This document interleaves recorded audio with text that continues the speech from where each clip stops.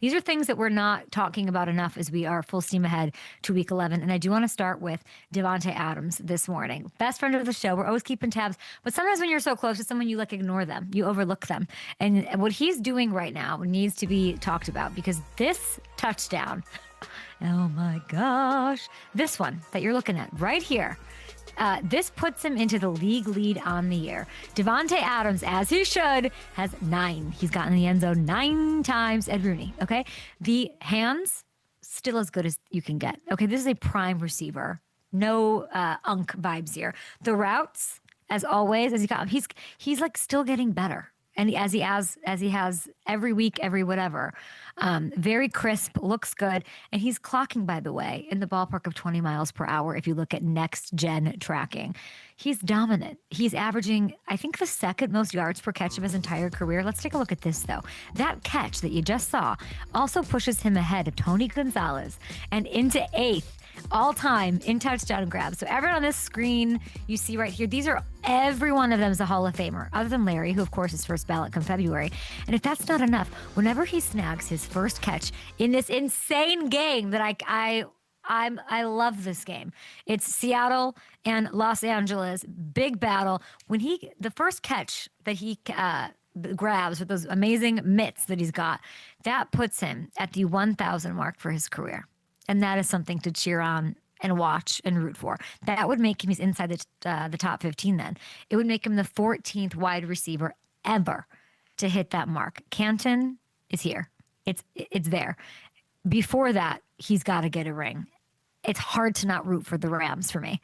And I like the Bucks. I like the Packers. I like all these teams in the NFC. Oh my goodness. Like, I might like Davante more than I like all of those things. This was such a home run by Les Snead and Sean McVay. And I'm not being hyperbolic when I tell you that when I talked to him that day at training camp, I knew that. He knew that.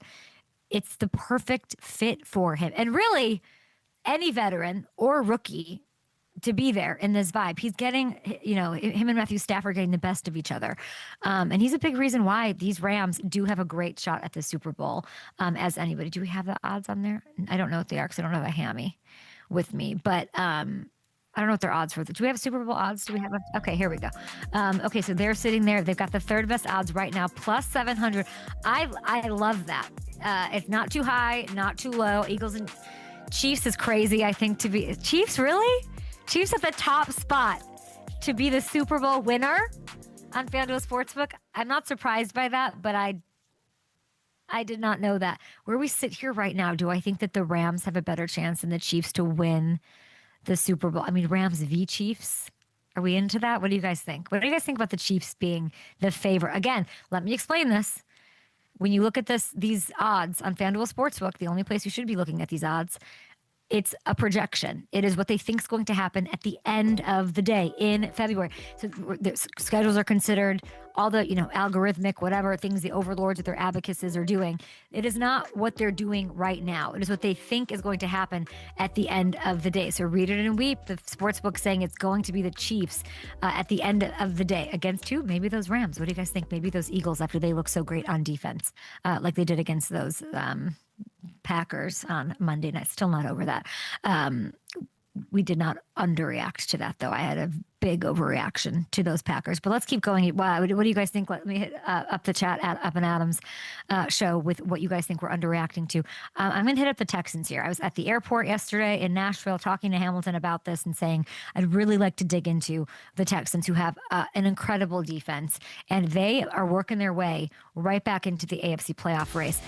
Danielle Hunter, who he gave love to, threatening, psychotic, maniac in the best ways possible. Will Anderson sealing the deal, game sealing play. They've always been unblockable, but they combined for 14.5 sacks this season already. Derek Stingley, second lowest passer rating allowed this season. Number 1 over the last 2 seasons combined. Kamari Lassiter, guys, on the other side, top 5 over that span as well. Not only do they have a claim for the top edge rushing pair in the league, They have the best cornerback duo, I think, in the league too. And this has all resulted in what's been the best overall defense this year. Number one scoring. Look at this. First in yards. They've given up just 9 touchdown passes to 10 interceptions on the year. Lowest passer rating against as well. This is as good as it gets. And those numbers should only get better this week because they've got the Tennessee Titans on the docket. If they beat them, I think they're back at 500. And then after that, they get to really make a statement. And my eyes are on the Texans in this team. Bills at Colts and Chiefs in Arrowhead. So if they can win 2 of those 3, the playoffs are going to be a real possibility. And the reason that it's very human, the reason we don't talk about them, I believe, is because we talked about this Davante defense they're just doing what we thought that they do. We expect this out of Will Anderson Jr. We expect this out of Danielle Hunter. Derek Stingley did it last year. Why wouldn't he do it last year? We forget about how special it is to meet expectations in life, in sports, in whatever. We only talk about who underperforms and then who's like the sleeper that pops that we didn't expect. But there's something to be said for, and Davante Adams falls into this as well. Like, you're an incredible fit. This makes sense. This is what we expect of you. And they're doing that. So, I mean, amazing. 10 interceptions, all of that. And if they crush the Bills at Colts, at Chiefs, tough matchups, but they can really make a play there. Okay, another thing we're underreacting to.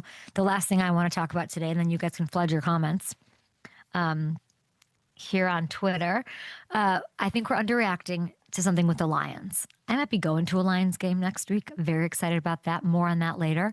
But the fact that Jahmyr Gibbs, friend of the show, is really having one of the best starts to a career that we've ever seen from a running back. Take a look. 3 total touchdowns. They win over the Commanders in what had to be really meaningful for them, of course, after the playoff loss last year. This pushes him to 10 tutties on the season. Okay. He led the league, of course, 20 a year ago. He's 6 touchdowns away from tying Barry Sanders and passing Eric Dickerson and Gale Sayers, by the way, for the most ever by a player in his first 3 NFL season. The craziest part, he has done this while splitting carries somehow with David Montgomery, a stud in his own right, friend of the show. Can we just first of all, are we living in a simulation? How is that possible? Like, where in the Matrix is this allowed to happen? But can we take a second to appreciate the greatness that we're witnessing right now, how hard that is to do? And by the way, it's more than just the touchdowns. Okay, Marion Motley, let's go. He ranks 2nd in NFL history in yards per carry right now. That's behind Motley, the Hall of Famer, who played, by the way, for the Browns in the 40s and 50s. Always down to give you a history lesson here on the Up and Adams show. He isn't just one of the best RBs in the league right now. Jahmyr really is one of the most electric backs that we have ever seen. So I am glued to this matchup. They have the Eagles this week. That Eagles defense. What can he do while splitting carries? How many touchdowns? What's going on? He might have to.